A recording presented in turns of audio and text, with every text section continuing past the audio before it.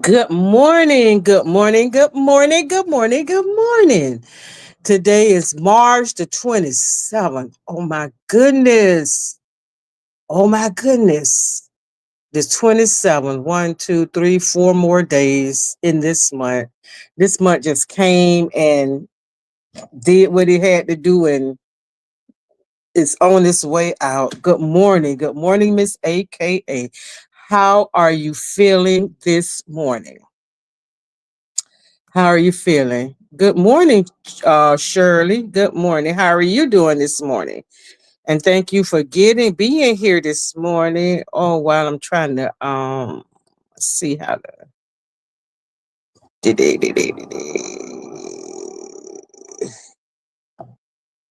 Good morning. Oh, Sean. Good morning. Good morning. Good morning. Good morning. Today is the day, y'all. Today is today. For whatever you were expecting today just could be the day. I'm kind of mellow this morning. Kind of mellow this morning.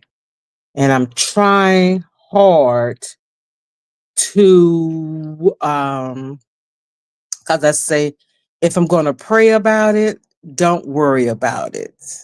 And if I'm going to worry about it, then don't pray about it. So I'm trying to be easy about a situation. And and I know it's gonna be all right. I know it is already taken care of. I know it is well. All is well. All is well.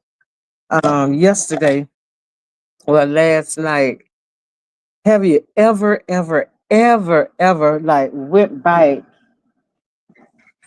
Sometime I like to go back through my readings, my writings, and see what I wrote, see where my head was, what my thinking was. And yesterday I went back on I Googled my name. I Googled my name. Well, I was on YouTube and I searched my name. It is so amazing um how people can do research on you and they think they know everything about you. And I was reading some of the comments. I don't even know who this lady is, who this blogger is, and stuff like that. This content creator is in the height when it was everybody was hating on Anthony and coming for anybody who spoke up for Anthony. Anybody who did that, they were coming for them too. And this lady had like 3 sheets of paper that she did about me. And then I was reading some of the comments, and some of it was shocking, some of it was laughable, and some of it was just, made me just shake my head. It's one thing about there's a lot of things about me, but there's one thing about me for sure, y'all. I don't play with God. I do not play with God. I am not perfect because I live in an imperfect world. I'm not flawless. I'm flawed. I am not sinless. I sin daily with my thoughts, in my thoughts, in my heart, and sometimes with my words. In my heart, sometimes I sin, but I have sense enough to know that when I sin, I can always go to Jesus and ask him to go to the Father and plead my case for forgiveness. Yes, girl. Wow, she really She took a Geritol and drunk a Red Bull and got to work. I can't, on a good day, I might could write 3 pages about myself, but more. But she said I got my notes and everything, and I was just listening to I didn't listen to all of it because it wasn't interesting. I just was bored, and I just did, we're doing something. But it's so amazing, and it's very interesting to listen at what people say about you and what they think about you. However, the good part about, even I'm even reading some of the comments, that's why I unsubscribed from her, because she's a hypocrite, always talking about God and this and then talking and being friends with somebody. And so what, this is my thing right here. And I made, I ain't wrong. I ain't wrong for this. This is my thing here. Nobody know the conversation, like when all that stuff was going on publicly. They don't understand in the background after they used to go off live that me and Mildred and Michelle, we would Anthony would call us because he know he was gonna get it for some of the things that he said. And we would go in on Anthony. And he'll tell you, we would go in on him. And Mildred would always tell Anthony kind of stop calling him, the B word and stuff like that. I understand you be angry, you be upset, but try to minimize calling them the B word. And understand when we get angry, we say things, right? So then I'm thinking, y'all angry, they were angry because he was calling them the B word. But women call each other that all the time. And then some men call women that all the time, not trying to justify it or take up for it. And I was thinking about that. I'm saying, some women call each other, that's how they greet each other. And then when they talking about other women and that B did this and that B did that wide back B, do it all the time. So I'm reading some of the comments, and and this one lady was calling me a hypocrite. I don't know nothing about God, and I always talking about God, baby. And then I started thinking, I said, how these people know that what my relationship is with God? I thank God that He know my relationship with Him, and a hypocrite, I probably have been. I have been. I have been, but I know how to go to the Father. I know how to go to the Son so He could go to the Father for my forgiveness and plead my case. And I was thinking about that. And I don't know why I woke up this morning thinking about it. You know, I see myself different than what they see.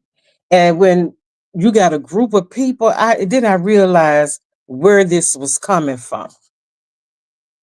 And I realized where this was coming from at this time. At that time, everybody was so caught up in a reality show. And then they was caught up in with a reality personality. And you had to pick sides. And I chose not to ride that Miss Ma'am train. Others did. My opinion was, my opinion is, and my opinion is always going to be my opinion. And, that is that. But sometimes we have to just go back and take self inventory. We have to look at ourselves. That's why when I write, I like to go back and look at what I've written. I like to see what my mindset was when I was writing what I was writing. I want to see what my heart was feeling, what my head was thinking, and see have I grown, seen have I moved past from what I was feeling and thinking last week, what I was feeling and thinking last month. And if I have grown, I praise God and I thank God And if I have not grown, I work on that. I ask God to deliver me, to help me to get past this blockage, to get past the attitude, to get past the thoughts, get past the hurt feelings, to get past the heartache, and get past whatever is blocking me, whatever is stopping me, hindering, whatever is hindering me.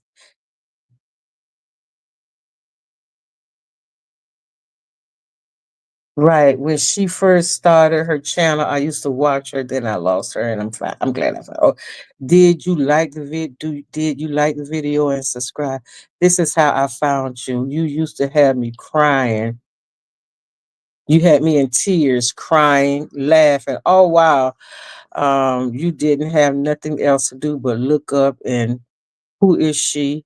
Her story may not be clean either. I don't even know who she is. Um I don't know who the lady is. And I mean, she was serious about that. She was serious about that thing. And I said, oh my God, for someone to dislike you and for people to dislike you because of your opinion and stuff like that. I said, oh my God. And I said, well, it is what it is. And it adds absolutely nothing to my life. So I move on. I move on. So this morning, y'all, I was reading A Life That God Rewards. And I had to sit and ponder that. Am I living a life that God would say to me, well done, thy good and faithful servant? Because I want to hear those words. So I am mindful. I am aware, of the things that I'm saying and the things that I'm doing. And I don't want to lead nobody in the wrong direction. I don't want to give anyone the wrong impression. I am I'm not a self-righteous person. I fall short of the glory of God sometimes. I sin and fall short of the glory of God sometimes. But I don't lay in that pig pen. I don't wallow in that pig pen of sin. I don't do that. Every day I strive to be a little bit better. I strive to be a little bit better. I strive to be a clear thinker, and I strive to be a lover of people. And one thing about me, I feel like I'm an honest person because I can't, and I used to tell them, I can't say I love everybody because I don't. I don't even like half of y'all. And you asking me to love all y'all?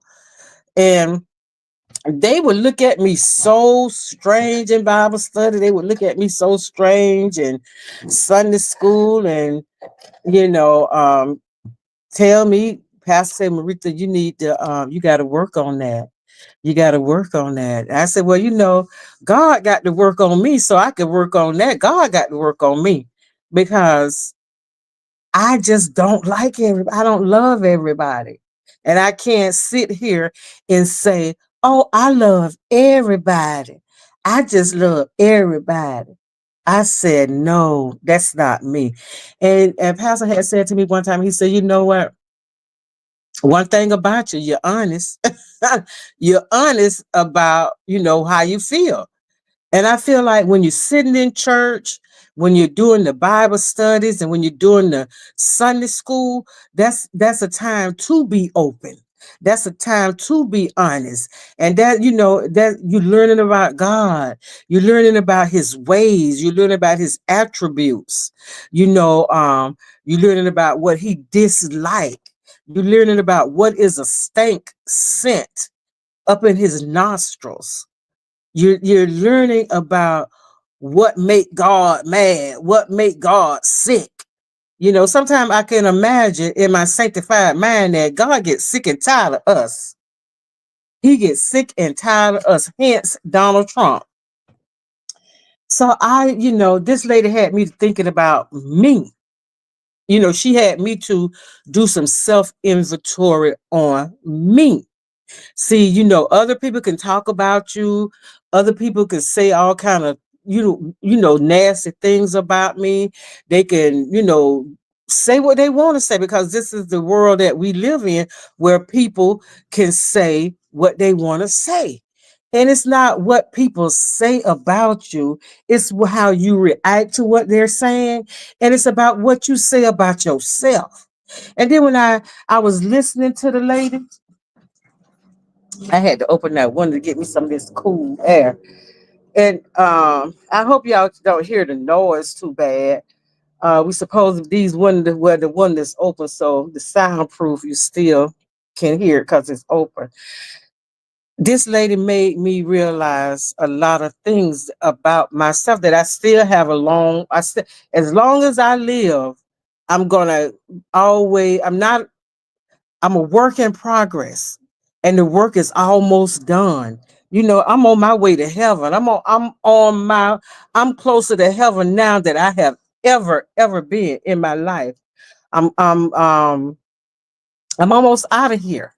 As every day I wake up, I'm a little bit closer to my destination.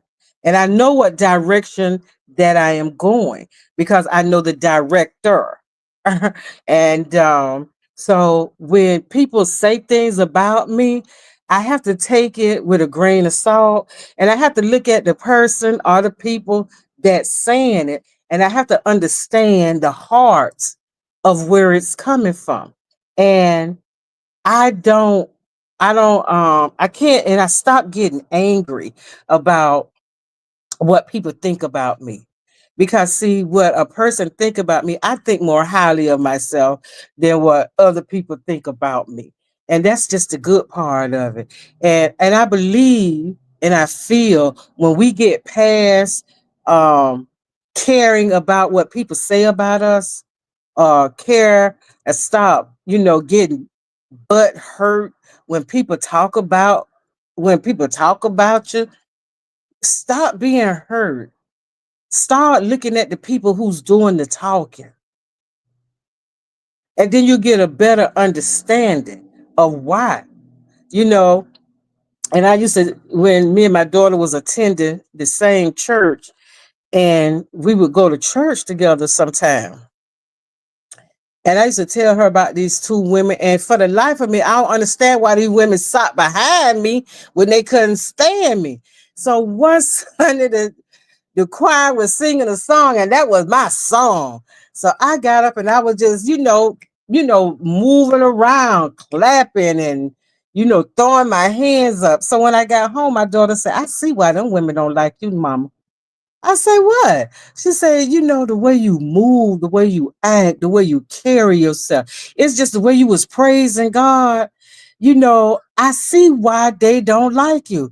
You know, um, it's like you be in a different zone. You be in your own world, and you just, I watched you praise God when that song was on and you were just praising God, and I watched your movement. I saw how you were swaying and moving. Them ladies don't like you because of the way you look, the way you act. They don't like you because of that." And then both of the ladies married, and one of the ladies' husband was a Sunday school teacher. And me and him used to laugh, and we used to talk, and we be in Sunday school. And he said, "You know what? I'm glad you in my class, because you motivate me, you push me, you make me study. Because I know when I sit down to study, I say, I know she coming at me Sunday, so I got something for her." And that was the extent of our conversation. And the other lady, they were best friends. So you know how best friends, if your friend don't like me, I ain't gonna like you either. So, and that was just how that was. So I left that church, and I'm at the church, and now I'm at the church that I am at now. And this lady, her best friend, left and came to this church with her husband. He used to make me so angry. He used to make me so angry. Good morning, sister. You smell so good. You look so good. And I'd be saying, well, thank you. And just, just keep walking because I ain't want no problems and stuff like that. So I think one time maybe the pastor had said something to him about, like talking to me. And his wife used to carry a bad attitude against me. And I wanted her to, I never would confront her about it because it didn't make me no different because I didn't like him because he wasn't my type. And I would always say, look at me and look at him. Now, what would make you think that I would want him? Why would I be with somebody like him when he was somebody like you? So then I yesterday I started just thinking about a whole bunch of stuff, and I had to examine myself to see where I was, see where I am, to see has there been any growth? Has that hard heart of mine been softened? Or have my harshness and my bluntness, my straightforwardness, my realness, have I toned that down any? Some, a little bit. Um, and when I look back and I look at myself now, I say yes. I say yes. And so this morning, when I was listening to my Bible while I was making my tea and everything, we're in the book of Samuel now, right? So in the book of Samuel, we're talking about it was talking about uh uh how Samuel began, how he was born and stuff like that. So have you ever heard the have you ever heard someone calling you and you wake up and there's no one there and you say, huh? And there's nobody there. And you look around and then you just lay back down and don't think about it anymore. I remember when my half brother passed away and I was living in Tampa and I had I went to the funeral there? No, my mom, they had called me and told me that Bubba had died. And I couldn't cry and I couldn't feel anything. And it was one night I was in I was in the house by myself and I was just in the bed. I think I had maybe smoked the joints, and I heard a voice say, Marifa, Marifa. And I heard that. I know I heard that because it said Marifa. And that's what he used to call me, Marifa, because I used to smoke so much weed. And I just said, huh? And it said, he's in it. The voice came again, Marifa, Marifa. And it wasn't a voice of, it was like playfulness the way he was calling, way the voice was calling, it was playful. And I got up and I looked at the kitchen window, I looked at the living room window, and I stood outside on the porch and I was just like, and then I walked around. I walked down the stairs on the porch and I walked to the side of the house and I went to the back of the house and I said, I know I heard this voice. So I had called my aunt, and my aunt said, he's telling you that he's okay. He's saying that he is okay. And, I never thought about that anymore. But I used to think back to the times when I used to wake up at night and feel like I needed to scream and nothing would come out. Then I wake up and I hear, you know, it's like somebody talking to me and I never could see who the person was. And I never ever thought about, I never ever thought about it until I was listening to the book of Samuel, First Samuel this morning, when God spoke to Samuel. And Samuel woke up and went to Eli and said, "Here am I." And he said, "I didn't call you, go back and lay down." And the voice called Samuel again. And Eli explained to Samuel, next time you hear that voice, listen. And just be still and listen. So, and I started thinking, I said, when God is calling us, because God will call in our heart, not this one that beat in our intellect. God will call us. Do we listen when God is speaking to us? Because God give us warnings about the danger that's ahead, the danger that's to come. God will give us warnings when we are not headed in the right direction. And sometimes we heed those warnings and sometimes we ignore those warnings. And we just do what we want to do. And then we call on God to rescue us out of what we done got ourselves into. And so I'm thinking about the times that I done heard those voices. And I also think about the time when now reading, listening to Samuel this morning, and one of my morning readings is from First Samuel. It's from First Samuel, chapter 8 and verse 7. The Lord told Samuel, "It is not you they have rejected, but they have rejected me." And I start thinking, when people come against me, and I'm trying to do the best that I can. I'm trying to be a better person, not for other people, but for me. And when I'm doing the best that I can, when I'm doing what God say, be still and know. When I'm trying to be still and people still coming at me, and I look at myself now, how sometimes I just sit back and I let them come for me. I let them come for me. And sometimes I would bark back, but most often time I don't say nothing now. I don't say anything now when a person come for me or come against me, because I know it is not me that they're coming for. It's not me that they coming against. It's what they see in me. And what they're seeing in me upsets my spirit. It's upsetting them. And sometimes I would play along with my spirit in upsetting people, and just to let them see, you gonna allow me to send you to hell the way you feel about me.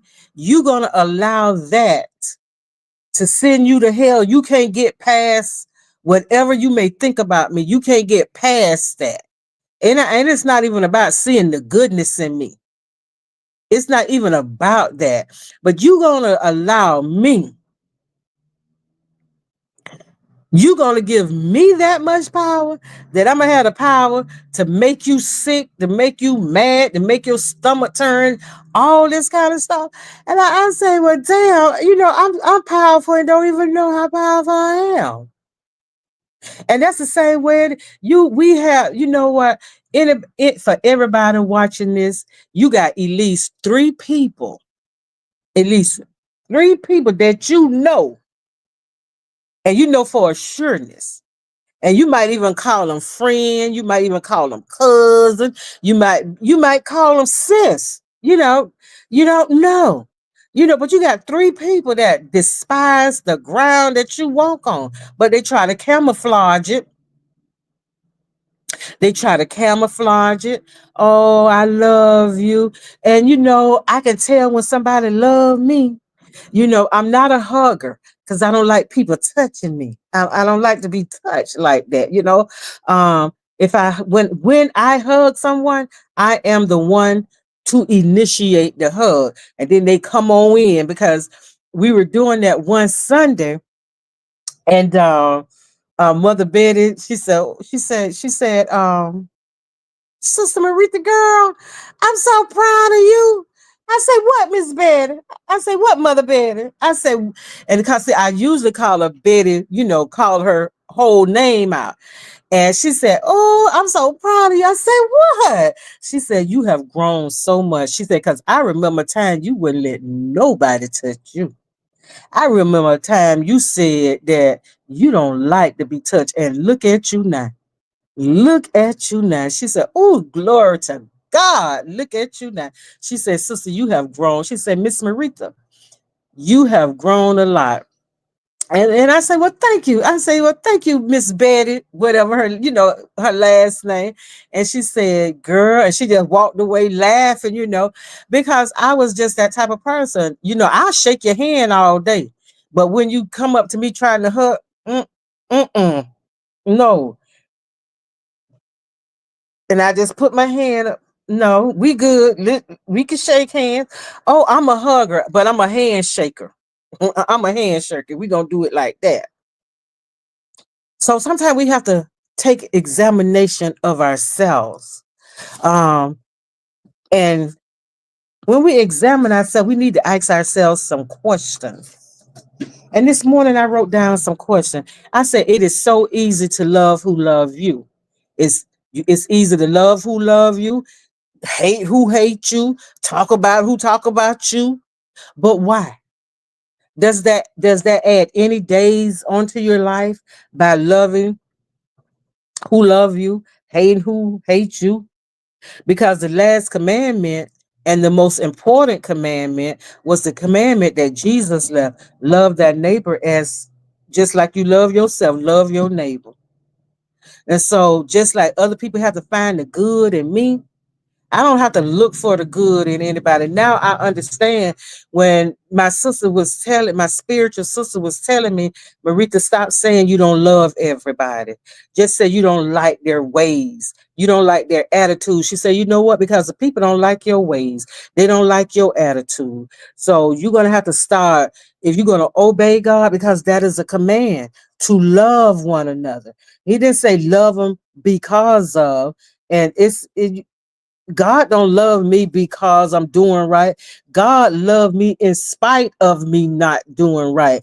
God loved me because I'm, I'm striving every day to be God like, to be Christ like. I don't I can honestly say that agape love, that's a love without conditions. There's no conditions on that. That's the love that God has for us.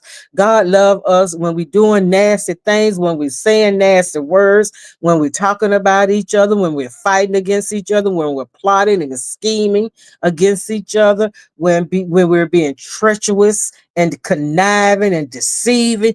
God still love us. Don't like our ways, don't like the sin, but love the sinner. So I had to start thinking, I had to program myself different to start thinking different. And even when I just watched that lady and all the comments, and I just started praying. And I prayed and asked God to just give her whatever it is that's lacking in her life. Father God, protect her, cover her, lift her up. And the people, they had a right to say what they want to say about me. Just because they say it don't mean that it's so. And and I said, it's easy to love who love you, hate who hate you, talk about who talk about you, but why? What would that benefit you? Just, it's easy to love on the people that love you. It's so easy to love the ones that love you. That's an easy task. That's a very easy task. But the hard thing is to love somebody that dislike you, know that they done dug so many pits and ditches for you. It's hard to love somebody like that. But I guarantee you this right here. When you start reading God's word and see the love that for God so loved the world that he gave his only begotten son just for me, that Jesus hung on that cross. He let them put him on that cross, nailed his hands, nailed his feet, put a crown of thorns on his head and the blood came trickling down. He did all of that for me. When Jesus was getting that whooping, when he was walking from they was taking him from judgment hall to judgment hall, getting whipped, getting spat on, getting, kicked while he down. He was going through all of that for me, just for me, just for me. And then I had to start thinking, God gave his son as a ransom for my sin, who am I not to love a person because they done talked about me, because they done hurt me, because they done betrayed me? Who am I not to still love that person? Who am I not to even forgive that person? Because see, if we ever sit down and just take the time out and see how many times God done forgave me for my actions, my deeds, my thoughts, my words, how many times God have forgiven me, and I had a nerve not to be able to forgive somebody else. The audacity not to forgive someone.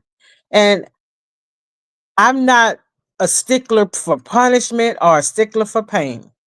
If you don't like me, that's gonna have to be your problem. You're gonna have to bake it, boil it, or fry it. That's your beef. That's not my beef. The lady, I don't even know who the lady was, but I'm thankful for her. I'm really thankful for her because she made me think.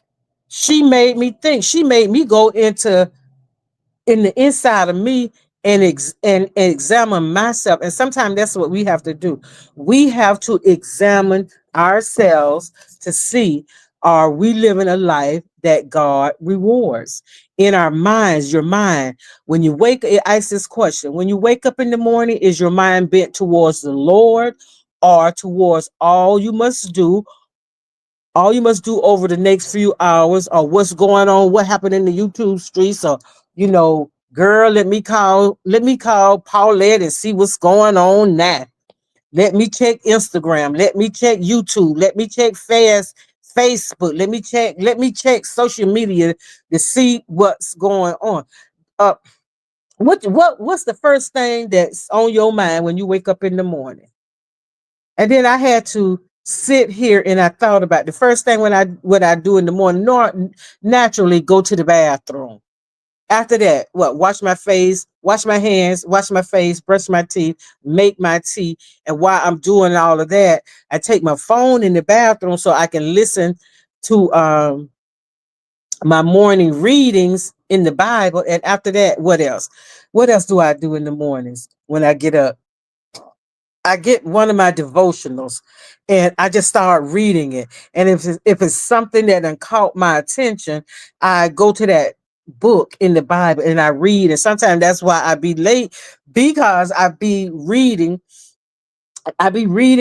a scripture and trying to get an understanding from that scripture. Then I'm starting to research it, and then I know that I got to be on here at 7 o'clock. And then because I don't like rushing when I'm reading the Bible. I don't want to miss nothing. I want to miss none of the nuggets. I don't want to miss none of the blessings. I don't want to miss nothing that God got for me. So let's examine ourselves to see if we're living a life that God will reward, and when are we living a life that at the end of this life, and we come face to face, will he welcome us in with the words, "Well done, my good and faithful servant. Well done, my good and faithful servant." So a renewing of the mind. When your mind is renewed, that's like you're a new creation. You're a new creature now, because when your mind is renewed, you stop thinking the same thoughts, those old thoughts, those old hangups, those old ways. When your mind is renewed, there's a freshness, there's a newness. You start thinking different. You start seeing the world different. You start seeing people different. You start thinking different. You start acting different. You just start being different, when there is a renewing of the mind and your heart beats different. You know, when you let go of all that hatred, when you let go of all that, those sinful natures, when you try, it's not that we're not going to be sinless. We're, that because that old nature is still there. And the Bible tells us we all sin and come short of the glory of God. So we just have to be conscious of what we're saying, be conscious of what we're doing, have to be conscious of how we treat people. You know, you could be a lover of people, but once you get outside there now, you could be a lover of people in your house, think no evil, do no evil. But once you step outside of that door and get in your car and get in that traffic, for some reason, when you get in that traffic and you got somewhere to be, you start getting all upset because they moving too slow. Go, go. Damn, what's taking you so long to go? Blowing your horn and shooting your finger at people. But God still love us. Even though we just done said our morning prayers, we done read our devotion, we done our affirmations, we done and we're listening to Leandra singing, God deliver me. Cause all I seem to do is hurt me. And we listening to all the good gospel music. We listening to Fred Hammond. We listening to Yolanda Adams. Girl, we are in a mode. But somebody just came in front of me and put on brakes, like they put on brakes. And then we ain't thinking about God then, because some of the things that come out our mouth. But see, when there's a renewing of the mind, when there's a renewing and a refreshing in the spirit, and you leave out your house and you got a made up mind that I don't care what happened today, I ain't gonna let it bother me. And then you get out there in that world and you get outside and you got a flat tire, your husband done gone to work. Or the neighbor who normally help you ain't home. Then what's your reaction? What's your reaction then? What is normal? I'm gonna be late for work. And when now I see things as they are. And when I'm looking, and I said this to myself last night because I was praying to God, and I was telling, I was praying and I was telling God what I was telling him. And I said, well, Lord, I don't know how this is going to happen with my natural eye. I don't see it. I just don't see it happening. I don't know how. And I got a little emotional. And I said, but I know, Lord, you gonna make a way. It's gonna get done one way or the other. Ruby is gonna get done. So I'm not gonna worry about that. And I went to sleep. I was watching something on Netflix called The Residence by Shonda Rhimes, and I just turned the TV off and I went to sleep. And I slept so peaceful. I woke up a time or two during the night to see what time it was. And then even in my waking up, I normally would play a game or something, or just stroll through YouTube, see YouTube or Instagram. I would do something like that, but now I don't do that. I play a game, but last night I didn't do it. I went back to sleep, and I know all is well, that God is going to do what God says he's going to do, because he says, if you seek me. So we got to seek him. He said, if you seek and ask and knock, the door shall be open. And the knocking is where you be praying to God. When you seek God, you seek, and it's not like you're looking for him, but you're making it a habit to call on him.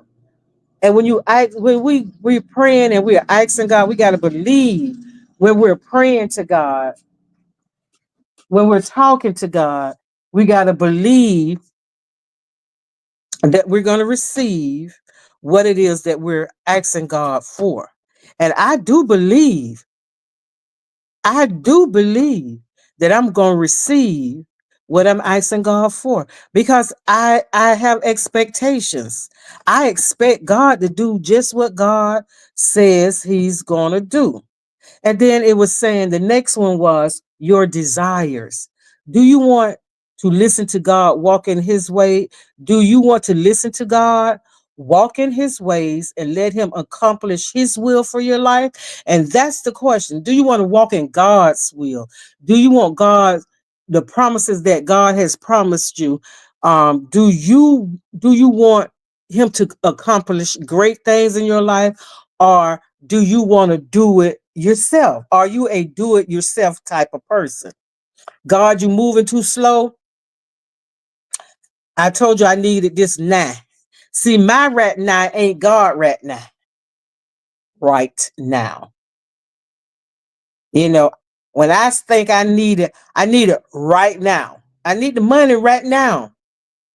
See, but God has got a way of being on time at the right time when it's time. So I'm learning how to wait on God. I dare say patience because I don't talk about patience. I don't ask God for patience. I don't ask him for patience because I'm afraid that he'll give me a situation or something to come up that I need the patience. And even though I still don't ask him for it, he'll give it to me anyway. He'll something to come up that I gotta wait for. And then, in the waiting, how's your attitude when you're waiting for an answer from God? What's your mindset like? What's your heart posture when you're waiting on God? Because see, your attitude and the way you wait on God determines your latitude. It determines where you're going. It determines how fast you're going to get it. And that's he's an on-time God. That's he may not come when you call him, but he be there right on time. That's the truest state. That's one of the truest statements I could ever that I've ever heard. Have you ever said when you needed something and God bless you with something? And you said, man, this came in right on time. You was right on time with this. It was there's appointed time for everything. In Ecclesiastics, it tells you there's a time to be born, there's a time to die, there's a time to laugh, there's a time to cry, there's a time to get up, there's a time to lay down, there's a time to work, there's a time to be still. There's a time, there's times when you could talk, and then there's time that you need to listen. You know, Ecclesiastic tells us there's nothing new under the sun. There's nothing that happened that has not happened before and that will not happen again. What's going on in the world now? The world has changed. The world is changing, but people hasn't. People haven't, because the people, what they're doing now, they was doing that in the 40s. They were doing it over 2,000 years ago when Jesus was walking this earth. They were doing the same. There were gossipers, there were whores, there was whoremongers, there was addicts, you know, there were bike biters, bike sliders. It was all type of people, and we see it now. Sometimes I look at TikTok, and my heart breaks for young women sometimes, that they feel like they have to have their body all out, have on these shorts so short. And I was saying, well, they don't know they could catch a yeast infection like that, have on jeans, and the jeans be all up, they crouch, and when they bend over, it's like you can smell it. And I was like, oh my God, I'm looking at these young ladies. And then I was looking at TikTok. I was looking at a reel yesterday, and it was this guy had these long. It wasn't Saucy Santana. It was a guy in Africa that looked like Saucy Santana, and he had these long nails. He had this right here, and he had makeup on, and he had a dress. He had a long flory dress on, and he was doing this with the nails. And men would just, he was passing by, and men, he went up to this man. He must be thought he know the man. He tried to hug him, and the man did like that. And I'm saying, oh my God, what happened? What happened? And they wasn't being nice in the comments at all, because this was, I like the African influence. So I watch a lot of African movies and stuff like that. And the people in Nigeria and Uganda and Senegal and in Nairobi and in Kenya, they frown upon that. And I think it's in um which was Nigeria. I think it's in Uganda. It was one of those African countries where they banned homosexuality. They banned homosexuality. And if they find out that gay, man or woman, you put the, death and stuff like that. That's the country. And they were saying in the comments, they were saying, how do they allow this in Niger, how do they allow this in Uganda? They all need to be put away. I said, well, I ain't gonna go that drastic and say they all need to be put away. Um, that's their lifestyle and that's their lifestyle. But I don't know about that. I don't want to get into that right now. But I just say, well, you gotta love them. I don't care what else, you gotta love them. So I'm trying to live my life so I can hear the words, thy good and faithful servant. I want to hear that. Everything be on full display at all times. Yes, ma'am. And I am so glad now that my daughter is older. I used to just shake my head sometimes and she had an audacity to come and ask me how she looked. And I'm saying, you wearing that out? You going out looking like that? I'm like, yeah, what's wrong with it? I said, you actually gonna go out looking like that? Yeah. I'm like, Mom, what's wrong with it? Girl, if you got every time you take a step, you got to pull your dress down. And then what are you do you got no underwear under that? Mom, it's you don't suppose. I said, oh my God. No, I don't like it. I said, but it don't matter if I like it or not. You like it. You weighing it out. And I'm so glad now that she has gotten to the point, because it's not because she has an older daughter. It's because, and it's not because I complained about what, girl, please, you wearing that out. And she'll walk, and she just got to the place where she wouldn't even ask me anymore. And she'll walk past me and I go, mm. And she said, you such a black mama. Because when black mamas don't like something, you don't have to say that. I said, boy, what I said. All I said was, mm. She said, it wasn't it was the way you said and the way you look. Let me go. I'm going out to have a good time. You blowing me already. Okay, do what you do. Do what you do. But I'm so glad now she's still with him. She's still with him, little, tight little things sometimes when she going out, but it's getting better. And I thank God for grace. I thank God for grace and mercy. It's getting better. I am trying to live a life. And I'm trying to bring other people into this life that I'm trying to live. Pure heartedness. Let my heart be pure. Let the meditation of my heart and the words of my mouth be acceptable to God. Sometimes we have to look inside ourselves to see what the blockage is. We have to shine a light on things that's not conducive to God. And and oftentimes when we find it and we know, we already know what it is. We know the things that we must slice and dice, and then we have to let it go. We know those things that we must let go of, the things that we're holding on that is not adding any value to your life, none whatsoever. Talking about people don't increase life.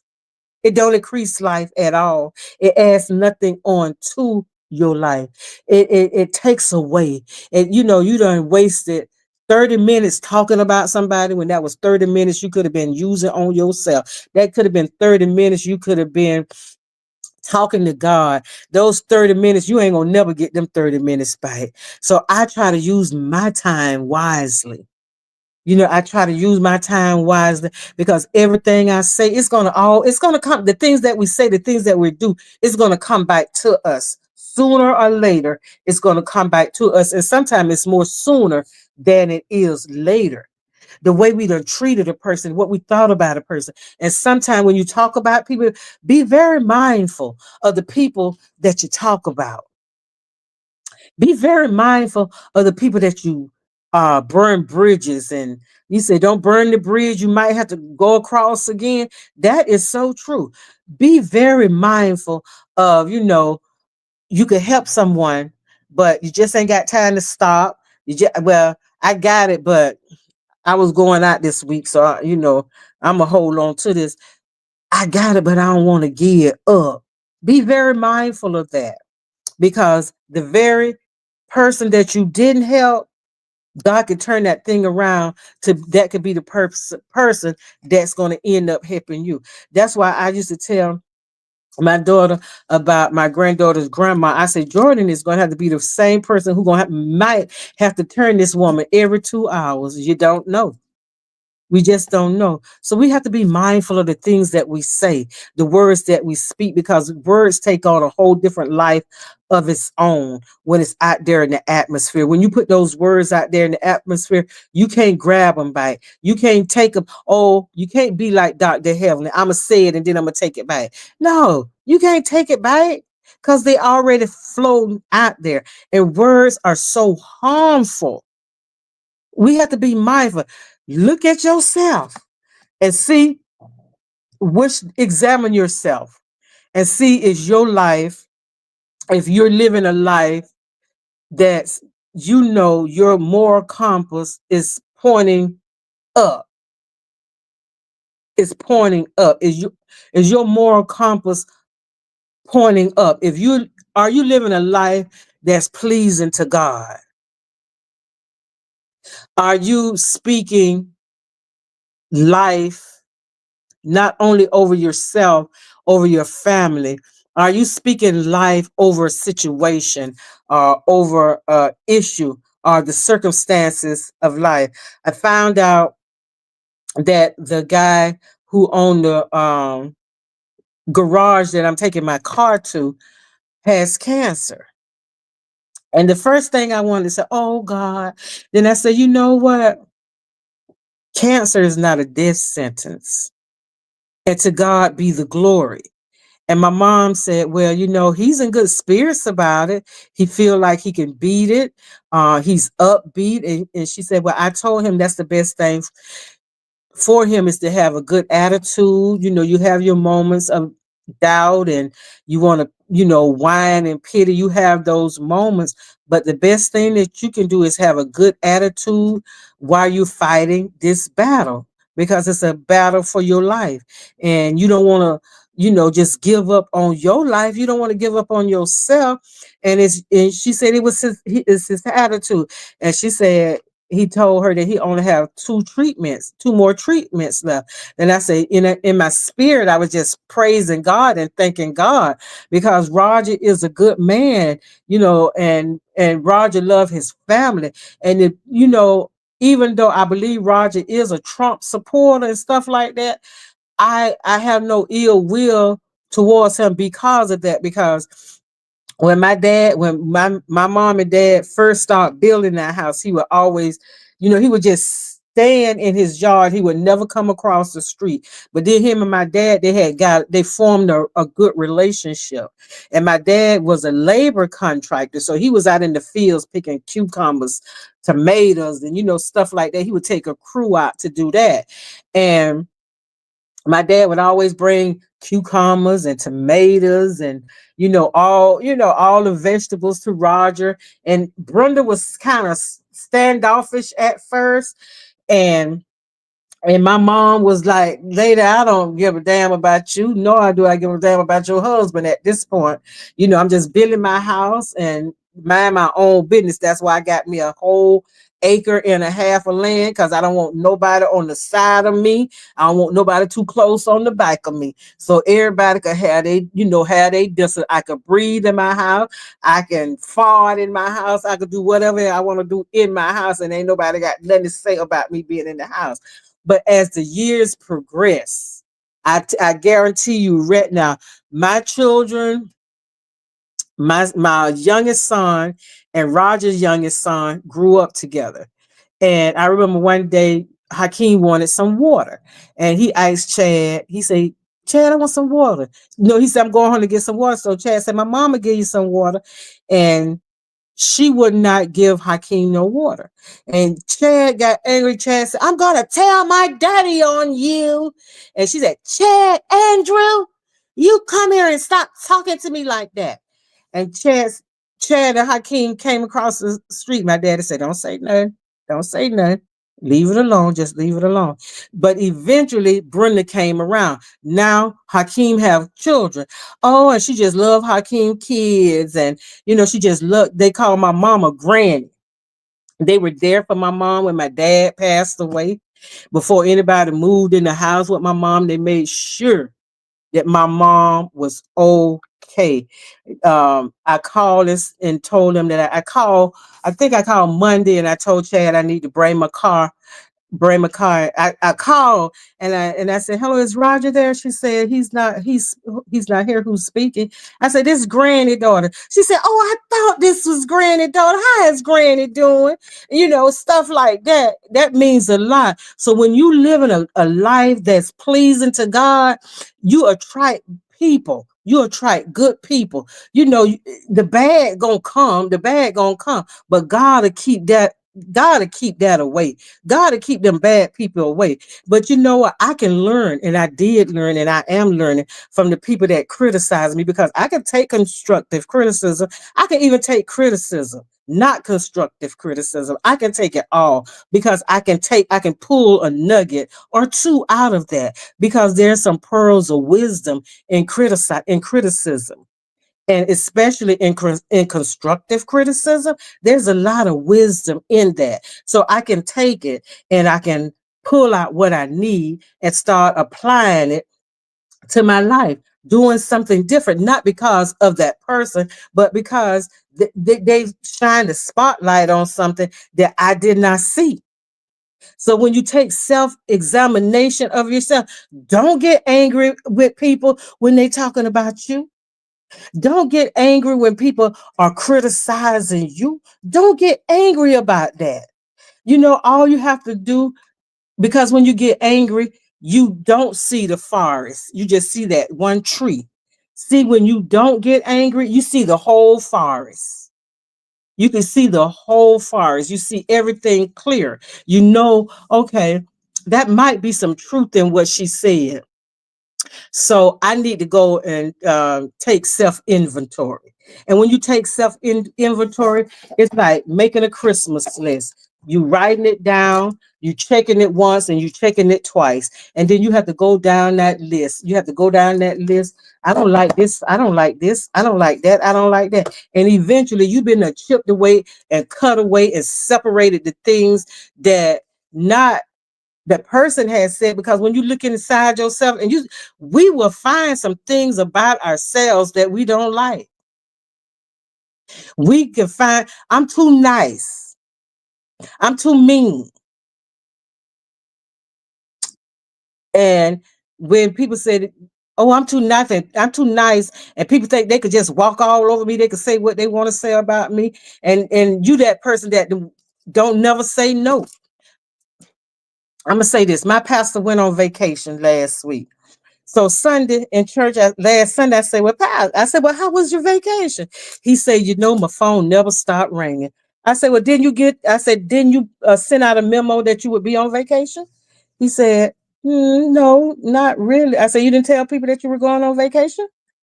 He said, no, not really. I said, well, let me tell you. I said, the next time you need to go on vacation, you need to put that memo out. I'm going on vacation. If you need anything, I have people in place for everything that you may need. I have people in place. And if it's an extreme emergency, they will call me. They will call me. Then he said, maybe I need to learn. I said, well, maybe I need to teach you how to do that. And I said, he said, I just don't know how to say no. I said, well, I said, you know what? I'm going to have a class on learning how to say no. You might want to attend that class. Because, see, I don't have a problem with telling people no. And there's some people out there that are so nice. And I don't like it when they feel as if someone is taking advantage of them. And and it just infuriates me when nice people get taken advantage of. And then I be saying, y'all so nice. Girl, you so nice. I know. I just don't like to say, girl, you better learn how to start saying no. See, because I'm gonna tell you something. The more you pour out, if you get a glass and you just pouring, you got a pitcher, and you just pouring into every glass on the table. You just pouring, pouring. And you hold it up to pour some in your glass and it's empty.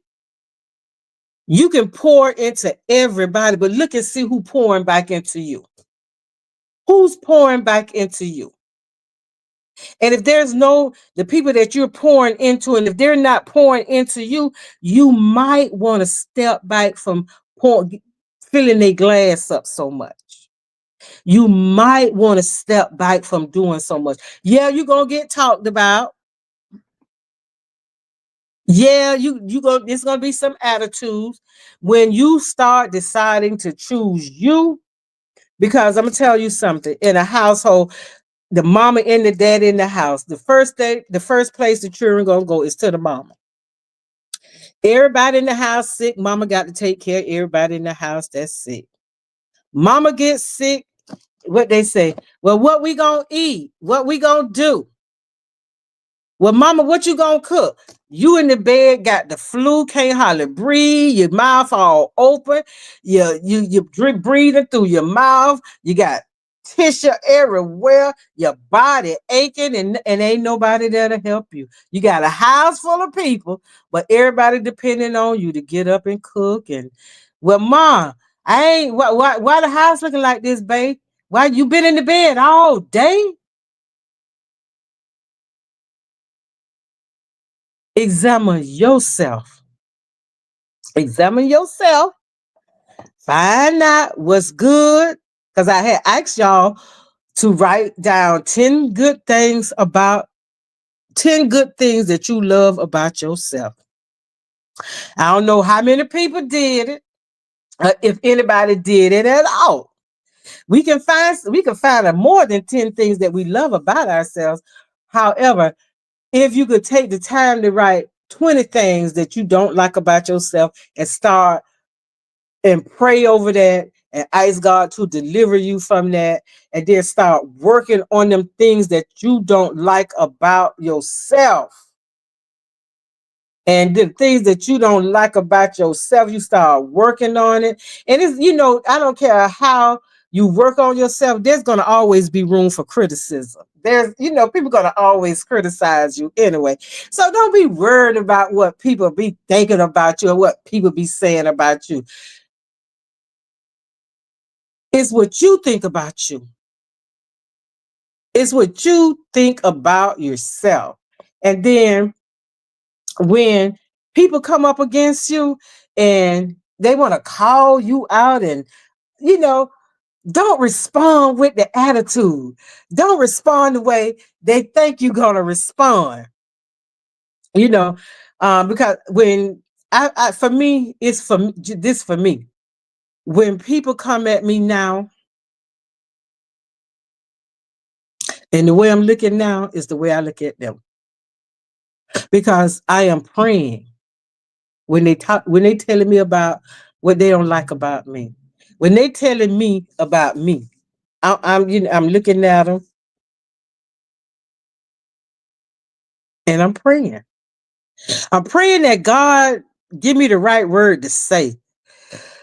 And if God don't give me a word to say at all, I don't say nothing. I would say, this is my word. I'm gonna let you have that one. I'm gonna let you have that because that's the way you feel. I'm gonna walk away now. You done? You good? You all right? Do you feel better now? And you know why I do that? Because it's so unnecessary for me to try to change somebody's heart towards me. That's something that they will have to do. And I know I have pissed people off when I do that. Just say, okay, you done? You feel better? Did you get everything that you need to say? Did you get it out? Well, I said what I had to say. Okay, I'm going to take some steps back. I'm going to take some steps back. And as I'm moving back, please don't continue to walk towards me. And please don't continue to talk to me because you said everything that you needed to say. I've asked you, did you need anything else to say to make you feel better? Because when I walk away, get out of your arm reach and turn my back, it's a done deal. It is a done deal. I am done with it. It is over. You could go and tell the people that you told me and what she said. She ain't said nothing. She ain't saying nothing. No, she ain't saying nothing. She just I'm gonna let you have that, and then she just about I'm gonna walk away. I'm gonna walk away. And a lot of people know I have walked away from a lot of in my real life. For real, for real. For the people who know me, they know that I don't walked away from a lot of things. I haven't walked away from what a lot of people had said about me. I even talked to the people who done talked about me. And sometimes when they be talking to me now, I just look at them, and while I'm looking at them, I be saying, "You don't even know. They don't even know that I know what they have said about me. They don't know." Because I don't react to it anymore. I don't go and confront nobody about what they said about me. I just don't because it's not important. Those were your thoughts about me. Now, when you ask me what I think about me, I'm going to tell you what I think about me. I think I'm a loving, compassionate, not nice person. Not nice because I'm not a nice person, but I'm a good person. And I know I'm not a friendly person, but I can be a friend to a person. I don't go out of my way to make friends. I don't go out of my way to be a friend. However, when I am a friend, I'm a friend. I know that about me. I know I'm going to stand up for my friends. I'm going to stand up for maybe the 5 people, 4 people, 3 people that I call friends. I know I'm going to stand up for them. I know that. I know that I'm a keeper of secrets. I know that because I keep a lot of secrets. People done told me things that I don't forgot, and they'll say, I ain't never heard nothing you ever said that I told you. I ain't gonna tell. And what's about? But when you come to me and tell me, child, don't say nothing about it. See, you either lying or you done told a multitude of people. Then you can't tell me when you done told a multitude of people. And then in my spirit, when my spirit says she lying, and if my spirit tell me you're lying, I tell you, okay, I'm gonna stand up here, I'm gonna listen to this lie. And then when I listen to that lie, you ain't got to worry about me repeating it because you were lying when you told me. And then if you come telling me don't tell nobody, the first thing I'm gonna ask you, who else you told? Because if you done told more than 3 people, don't tell me. Don't tell me because I don't want them problems. I don't want them problems. So today, just for the day, Thursday, November. Why am I stuck on November? Why am I stuck on November? Why am I stuck on November? Today is Thursday the 27th, March 2025. This is a brand new day that I never seen and a day I never see again. So just live the fullness of the day. Walk through this day like you own this day. Walk through this day like the day is the day that the Lord has made, and you're going to rejoice and you're going to be glad in it, regardless of what is being said, regardless of what is being done, regardless of what is going on. Walk in this day, the fullness of this day, even when situations arrive, when circumstances seem to be hopeless, even in the midst of danger, trouble. Walk in this day because God granted you this day for a specific reason. You are here today, Thursday, for a reason. I don't know what the reason is. Only God know what that reason is. Don't waste it. Don't squander it. Don't do that. Don't be wasteful, because today is a day that you'll never see again. And the time that you waste, you will never get that time back again. So use your time wisely, not thinking on the foolish things of life, not thinking of the things that can destroy life. Think on the hopefulness, the beauty, the joy, and the peace of life. And if all the joy, the beauty, the peace, and the happiness, if it is eluding you, take self-inventory and see what's hindering you. And 9 times out of 10, we already know. We already know. We already know what the hindrance is. So at the end, and as always, at the end of the day gonna end. And make use of this day. Make use of this day. And as Shirley, as AKA always say, make it a great day, no matter what, and smile, because your smile is beautiful. You have a beautiful smile. So AKA Shanice Freeman, aka I am her. Lady Rowe, well, thank you for being here this morning. So true. Be mindful. Thank you for being here this morning. Thank everybody for being here. Shirley, thank everybody for being here this morning. The people who was watching, the people who was coming in and out, and the ones who stuck around. Thank you for sticking around. And I thank you for hitting that like button, because I know you hit the like button on your way in, so you can hit it on your way out. I thank you for hitting it either way, for tapping it either way. And if you're not a subscriber and you come here like you've been here more than 3 or 4 times, and you haven't made a decision to subscribe, I don't know why you wait, but come on and hit that subscribe button, and come on and join the family. Join this peaceful family. It's a peaceful village over here. I leave 15 minutes early. You leave on purpose. Yes, ma'am. Yes, ma'am. Yes, ma'am. So I'm being nosy, y'all, because when you see me do this, I'm looking at my window. It's been a U-Haul truck. These people got evicted and they've been moving for 2 days now. And that's not pleasant. But in the meantime, in between time, when you see me on the YouTube streets, holler at me. I'll holler back and make some use of this day. Don't let this day just be don't waste this day, because you'll never get this time back and you'll never get this day back. So just like I said, do some self-inventory. And when you see it, if it's pleasing to you, smile. And if it's not pleasing to you, work on it. So we're going to be working on ourselves. Like we want to get summer ready, get our bodies ready for the summer. We're going to get our minds ready for the summer as well.